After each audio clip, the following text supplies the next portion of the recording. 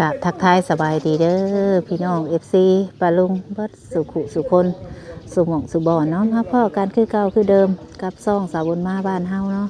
มาพ่อกันมื้อนี้พี่น้องไอ้สาวบุญสิลงมาอัปเดตตั้งแต่สาวบุญซื้อพัดลมมามอบให้ทางโรงเรียนของบ้านสาวบุญเองเนาะทางพ่อบ้านหรือว่าหยังเพิ่นก็มามอบตะกี้เพิ่นแหละแล้วข้าวแล้วน้ำแล้วเพิ่นก็เฮ็ดทางพี่น้องเฮ็ดทางแล้วบัดนี้เพิ่นก็วางเวียกเนาะทางเพิ่นก็ลงมาติดบัดนี้มาติดพัดลมว่าซั่นเพิ่นบอกสบุญเพิ่นติดแต่มื้อวันเสาร์พุ่นแหละแต่ว่าสบุญบ่ได้ลงมาพอดีมื้อนี้ถามเพิ่นว่าเอ้าติดเด้อบ่ได้ลงไปบ่สบุญก็ขอโทษขออภัยหลายพี่น้องบ่ได้ลงมาเนาะที่ว่ามื้อเพิ่นว่ามาติดตั้งแต่วันเสาร์พุ่นแหละเฮาก็บ่ฮู้ว่าเพิ่นติดอันได้หลายปานใดแล้วบ่หรือจังใดเนาะมื้อนี้ก็ลงมาอัปเดตให้ทางอันผู้ใหญ่เพิ่นได้เบิ่งเนาะก่อนอื่นนะสบุญก็ต้องกราบขอบคุณไปทางเอ้ยน้อยไอ้งวนแล้วก็ไอ้ที่หลายๆเนาะที่ว่าให้เป็นสะพานบุญให้แล้วก็ช่วยเหลือทั้งโรงเรียนบ้านของสบุญขอให้เอ้ยและอ้ายสุขภาพร่างกายแข็งแรงปราศจากโรคภัยไข้เจ็บความเจ็บอย่าสุดได้ความไข้อย่าสุดนี้คิดสิ่งใดก็ขอให้สมความมุ่งมั่นปรารถนาทุกสิ่งทุกอย่างเด้อเฮ็ดเวียกการงานอะไรก็ขอให้ราบรื่นในหน้าที่การงานเนาะที่ว่ามาช่วยเหลือครอบหรือว่าโรงเรียนของบ้านของสบุญเนาะขอบคุณในลายมื้อนี้ก็มาฮอดมาถึงพี่น้องอย่างเนาะคือมืดคือมัวแท้เป็นจังใดเด้อพี่น้องเอ้ยมาฮอดก็เห็นทางเพิ่นพุ่นเด้เพิ่นติดห้องนั่นเดี๋ยวสิไปอัปเดตเบิ่งนํกันพี่น้องเอ้ยเนาะเดี๋ยวสิเข้าไปเบิ่งสบุญก็ลงมาฮอดเมื่อกี้นี่แหละเพิ่นบอกว่ามาติดตั้งแต่วันเสาร์ว่าซั่นพี่น้องส่วนอันนั้นก็แม่นทางพุ่นน่ะเลิกโรงเรียนแล้วตอนนี้เพิ่นมาติดช่วงนักเรียนบ่อยู่เพิ่นว่าวันเสาร์วันอาทิตย์เพิ่นว่านี่แหละเป็นโรงเรียนเดินโรงเรียนก็กว้างอยู่พี่น้องเอ้ยคือตัวนี้ก็ที่เพิ่นเฮ็ดยังบ่ทันได้แล้วนั่นเดี๋ยวเฮาสิเข้าไปเพิ่นก่อนสร้างเพิ่นติดพัดลมเนาะเดี๋ยวสิเข้าไปเบิ่งนำกันว่าเพิ่นเฮ็ดจักคนเพิ่นติดกับไผนี่ผู้เดียวแล้วบ่สร้างนี่มันสายไฟเพิ่นเนาะมาลอยติดพัดลมบ่อันนี้สร้างเฮานี่โดยสบายดีเด้อเจ้าสบายดีสบายดีใส่มาติดจักคนนี่สร้างในผู้เดียวโอ้นยืนชำระนี่มาเบิ่งโอ้กำลังใจโอ้ดีแล้วมีกำลังใจไกลไปไกลมากเลยเพิ่นเวโอ้เฮ็ดยังอยู่ผู้เดียวมุมอยู่ผู้เดียวจังนะ ก็เลยมาให้กำลังใจเอาซั่นซะสิแม่นติพอจื้อน้ำเพิ่นอยู่บ่เห็นเพิ่นเฮ็ดก็ได้จังว่านะเบิ่งไปเรื่อยๆเด้อหากะใส่ในห้องนึงมื้อนี้นะมาติดแต่มื้อใดอันนี้ติดแต่มื้อวันเสาร์ติดแต่มื้อวันเสาร์แล้วก็มื้อวานนี้มาเฮ็ดน่ะเสาร์อาทิตย์แต่ว่ามันเฮาเฮ็ดนำโรงเรียนมันเฮ็ดแล้วก่อนเลยเนาะบัดนี้เฮาต้องใส่หลังมันคาเพดานเลยก็เลยยากๆนิดจังหน่อยเฮาได้ขึ้นไปถึงแล้วก็หาวิธีใส่ต้องได้จ่อใส่โครงเหล็กหยังจับเพื่อเพราะมันโดยเพื่อให้มันแน่นแน่โดยเอ้าลบไปใช้ให้กำลังใจแล้วคนกว่าถ้ากูซื้ออันนี้มาอยู่น่ะ3ขวดเด้เอาสั่นกินน้ำกันเด้อได้สร้างเด้อผู้บ่สร้างก็กินได้หังมี3ขวดได้เอาเมื่อแล้วน่ะแล้วก็บ่มีกำลังใจแล้วบัดนี้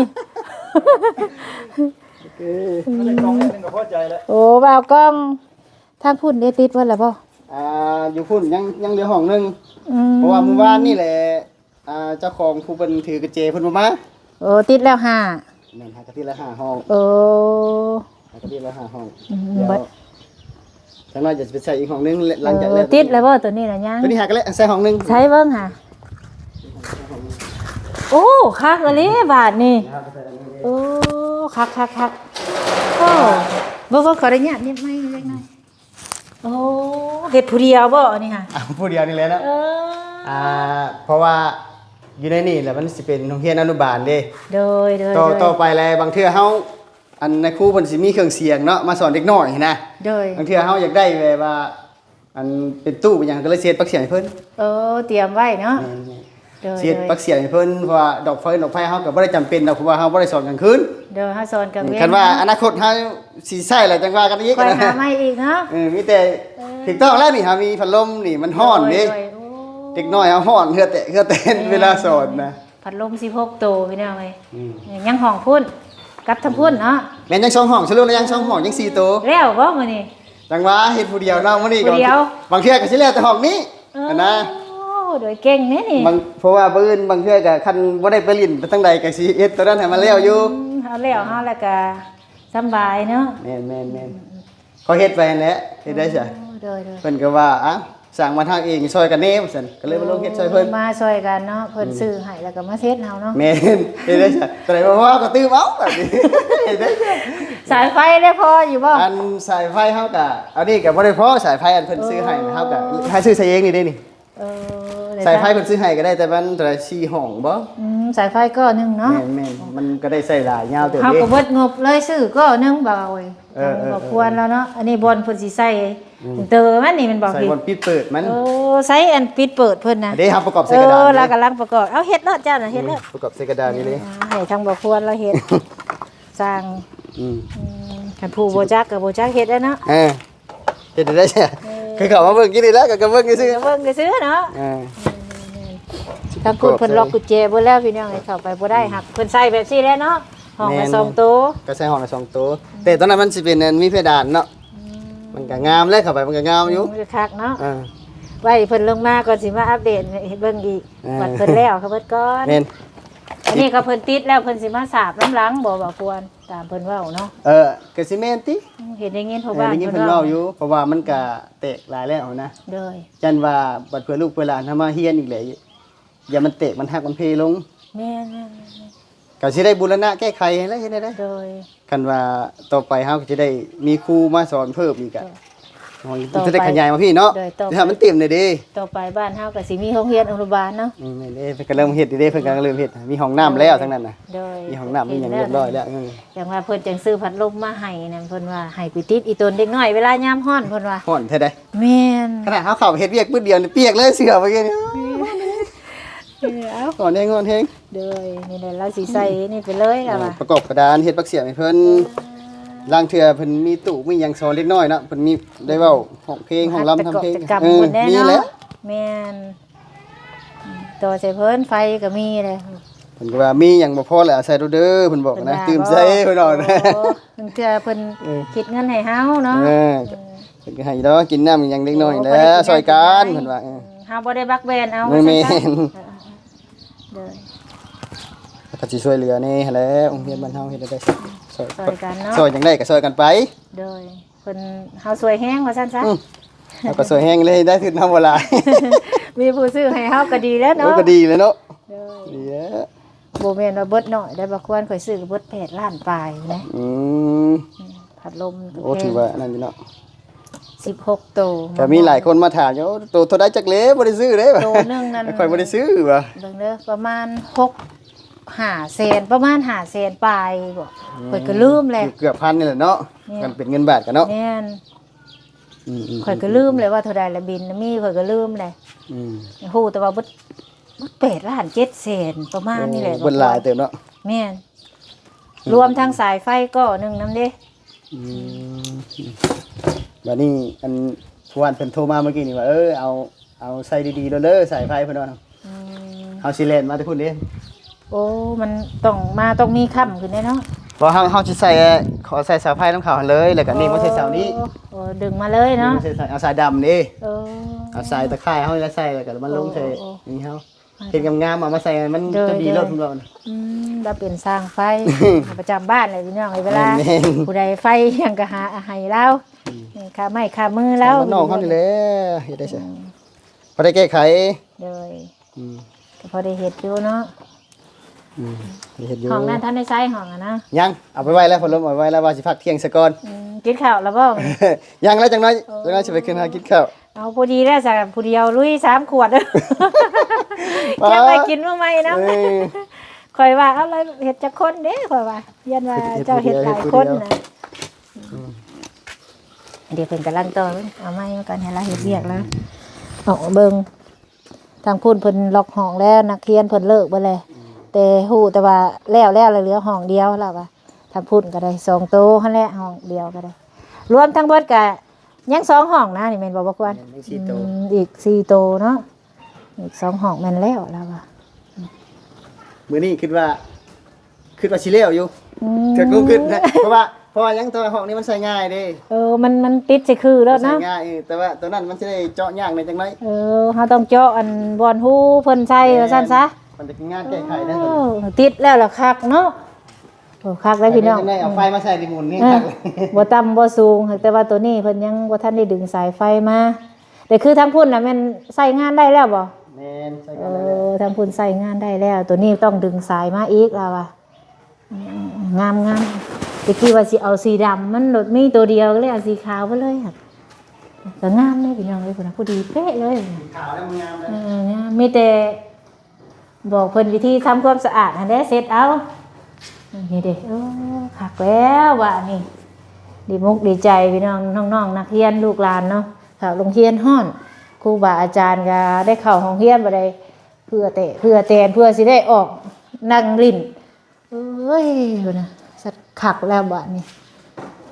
เพิ่นเว้าอยู่พ่อบ้านเพิ่นน่ะมื้อวันเสาร์เด้อหักข่อยจะค่าเวียกเนี่ยเดี๋ยวไปข่อยก็ได้ก็เลยบ่ได้ลงมาผู้แลให้เจ้าแล้วมื้อหน้าผู้ใดสิลงมาหาเลาะเบิ่งแต่ละห้องอยากเบิ่งนะว่ามันงามซำใด มันมื้อใดแล้วแหละสิบอก โดย สิบอกอะไรก็สิให้เพิ่นไขห้องให้นะ โดย เขาจะได้เบิ่งแต่ละห้องว่า อยากเบิ่งนะอยากให้ลองเบิ่งเย็นจ้วยๆแล้วบ่ควร โยมมันมี2พัดลมเนาะเย็นได้ ถ้าเพิ่นย่ามันเปลืองก็เปิดตัวนึงเนาะ แล้วแต่เพิ่นเนาะก็แล้วแต่มันมีเลยก็อย่าเพิ่น เพิ่นใส่ให้เด้เนาะ สุดแล้วแต่เพิ่นเพราะว่าเฮามีเด้เด้ แม่นเพิ่นให้เฮาแล้วโอ้ยลำพังบ้านเฮาเองยังบ่มีปัญญาสิซื้อ ได้เงินน่ะได้อยู่บางเทื่อไปจากชื่อตัวนั้นตัวนี้มันแบ่งกันหลาย แม่น รายจ่ายมันหลาย อันใดก็อยากได้เนาะ ได้ก็อยากได้อะไรก็อยากได้โลดโอ้ย อืม บ่พอสิได้ แม่นเรากำลังต่ออยู่นี่บอลนั่นน่ะคือบอลกรุงตักเฮาสิเปิดสวิตช์บ่นะบอลเจ้าต่อโอ้ เอาประกอบใส่กระดานแล้วผลในกระดานเลยนะ คือนี่เราประกอบเลยเราจังสิกวบอันนั้นใช้ เพราะว่าในห้องคุณแหละมันบ่มีกระดานแต่ละห้องเลยเฮาสิมันมีแต่บล็อกแล้วเฮาจับใส่ปูนเลยเพราะห้องนี้มันมีเฮาเฮ็ดกระดานเฉพาะเลยนะ โดย สิได้ประมาณนี้สิใส่กระดานทักแน่ มื้อนี้อากาศสิร้อนแน่มื้อนี้ เอาแน่มื้อนี้เนาะ แม่ โอ้ยได้เมื่อวานนี่ขึ้นเทิงเพดานได้เมื่อวานนี่นะตุ๊ ว่านนี่กับผู้เดียวบ่ว่านนี่ แม่กับอันนั้นลูกคงเมื่อวานนี่ โอ้เรามาซอย แม่นวันนี้เพิ่นค่าเวียกเพิ่น มื้อวันเสาร์ก็มาผู้เดียว แม่นแล้วมาทำเมื่อวานนี่แหละเรามื้อนี้กับผู้เดียวอีก นะคอยเฮ็ด แต่ ไป ว่าคันว่ามื้อนี้บ่แล้วก็สิเป็นมื้ออื่นเพราะว่ามื้ออื่นพักเด้หมู่ไปเที่ยวเบิดหมู่ไปเรียนบุญเบิด มาผู้เดียวมันจะงัดบ่มื้ออื่นในครูก็พักได้มื้ออื่น แม่นมื้ออื่นไปครูพักมื้อนี้ เห็นเพิ่นเว้าอยู่ว่าเพิ่นก็อยากไปเที่ยวงานประจำปีบ้านเฮาเนาะงานวันศาสตร์ที่2ธันวาบ่ครบรอบ50 ปีบ่ นี่แต่สร้างนะบ่ได้พักนะ สร้าง เอ้ยไปกระเล่งจะให้มันแล้วก่อนบุญไปเดี๋ยวบ่แล้วจักการว่าดิ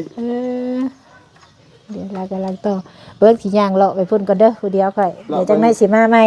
คันว่าได้มีใครได้ชม พี่น้องเดี๋ยวสบุญสิพาย่างไปทางพุ่นเนาะแล้วทางพี่เราว่าแล้วเราว่าเลยสิพาเลาะเบิ่งก่อนในครูเพิ่นเลิกบ่แล้วพี่น้องสบุญเพื่อแล้วเวียกเนาะลงมาค่าไหวขะดองเขาแน่มื้อนี้ก็เลยบ่ได้ลงมาแต่เช้าแล้วเวียกแล้วก็เลยมาเบิ่งในครูเพิ่นก็เลิกบ่แล้วหักสั่งแล้วว่าใส่แล้วเพิ่นแล้วเราว่าเหลืออยู่ห้องเดียวเราว่ามันมีอยู่6ห้องแถวนี้เนาะห้องนี้ก็แล้วเราว่าไว้มื้อหน้าให้เพิ่นนั่นสบุญสิมาใครนั่นให้เบิ่งใหม่ตัวนี้ก็แล้วมีอยู่6ห้องเพิ่นว่าเหลืออยู่อันแถวอันห้องอันนี้น่ะมันสิมีอยู่6ห้องเนาะคือว่าตึกหลังตัวนี้ก็3ห้องหลังตัวนั้นก็3ห้องอันหลังที่สบุญยืนอยู่นี่แล้วหลังอยู่พุ่นน่ะเหลืออยู่ห้องนึงบ่ทันแล้วเพิ่นว่าเพิ่นยังสิมื้อหน้าเพิ่นสิมาติดเพิ่นกะว่าสิแล้วว่าซั่นมื้อนี้เนาะเหลืออยู่2ห้องถือว่าไว้ได้เพิ่นก็ได้เด้อเป็นเติดพี่น้องไอ้โรงเรียนเฮาได้พัดลมแล้วเย็นจ้วยๆวันนี้ดีใจให้บุญก็ได้ที่มีทางผู้ใหญ่เพิ่นช่วยเนาะทางเอื้อยฮักไอ้ฮักของสบุญนี่แหละเพิ่นช่วย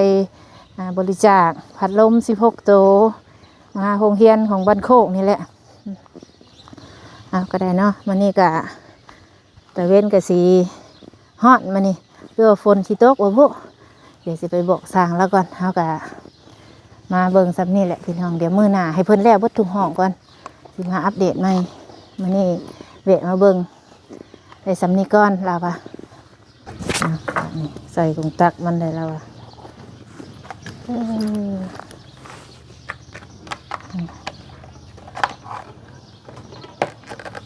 เรียบร้อย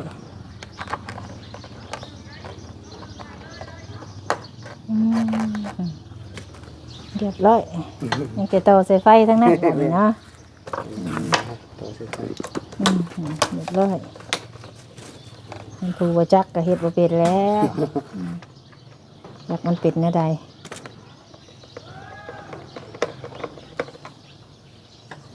ตะกี้เพิ่นก็ว่าจะเล่งให้มันแล้วมือวันอาทิตย์บ่แล้วมันบัดมาใช้เวียกเฮ็ดเวียกตัวจริงมันบ่ได้ ก็คือเฮาเว้าได้เนาะ มันใช้ยากเด้ คันเว้าน่ะง่ายอยู่ดอก เพราะว่าเพดานมันก็ขึ้นบ่ได้ฮะต้องได้มั่งหลังคาเขา เออ มั่งหลังคาเขาได้ เออ เอามั่งกระเบื้องออก มั่งถึงท่วงพุ แม่นเอาอะไร โอ้ ยาวๆใกล้ขึ้น เพราะว่ากระเบื้องเพิ่นติดเพดานเบิดตัวนี้มันติดง่ายอยู่ตัวนี้เนาะ ตัวนั้นน่ะมันบ่ได้ อืม มันต้องได้มั่งเข้าหลังคาอีกเข้าไปก็อุ่นคักไว้คันแดดไปนี่ครับ คงเล็กอีกเด้ โอ้ มันเป็นโครงเหล็กอีก ที่ว่าเพิ่นนั่นใส่เพดานหั่นเด้ อุ่นคักคือหยังขึ้นไปเมื่อวานนี่ เป็นกระเบื้องเพิ่นก็ใส่โครงเหล็กหมดเลย แม่นคงเล็กเขาเข้าไปกับเข้าแต่บ่อนั้นเขามั่งกระเบื้องเข้าไปเนาะเข้าไปแล้วก็ฮ้อน เพื่อสิแล้วดิ ดึงชายก็เปียกหมดเลยเสื้อผ้า เออ แต่ก็มันมีฝุ่นมีแยงงุ้มเนาะเต็มหมดเลยหก อยู่ทาง ถึง ในเพดานนะบ่ แล้วก็ฮ้อนอีก เออ สำคัญมันฮ้อนเปื้อนประมาณไหนดังฮ้อน แม่นแล้ว ฮ้อนโอ้ย อ่ะ กรอกกระดานนี่แล้วเลยผักเทียงแล้วบาด เออโดย หิวข้าวแล้ววันนี้ โดยเอาข่อยก็สิขึ้นไปแล้ววันนี้มื้อมันแล้วเบิดก่อนสิมาใหม่เด้อ เออ โดยสบายดีเด้อบ่ควรเด้อ จ้าสบายดีส โด บายดี ยขอบคุณขอบใจหลายๆเนาะทางบ่ควรพี่น้องเอ้ยอันนี้คือเป็นโรงเรียนอนุบาลบ่อนเพิ่นสิเฮ็ดใหม่และติดพัดลมแล้วแล้วว่าเหลืออีก2ห้องแล้วว่าเนาะอาจารย์ได้สำหรับคลิปนี้เฮาก็บ่มีหยังหลายพี่น้องมื้อหน้าสิลงมาอัปเดตใหม่ให้เพิ่นแล้วเบิดก่อนเฮาจังสิมาอีกเทื่อนึงเนาะทางผู้ใหญ่เพิ่นช่วยเหลือมานี่แหละโรงเรียนบ้านเฮาก็โรงเรียนประถมบ้านโคกเนาะอันนี้ดิไปพี่น้องสบุญสิขอจบคลิปก่อนวันนี้อำลาพระจากไปก่อนขอบคุณ FC ทุกคนที่เขาเบิ่งคลิปให้บ่ข้ามโฆษณาไปแล้วพี่น้องสำบายดี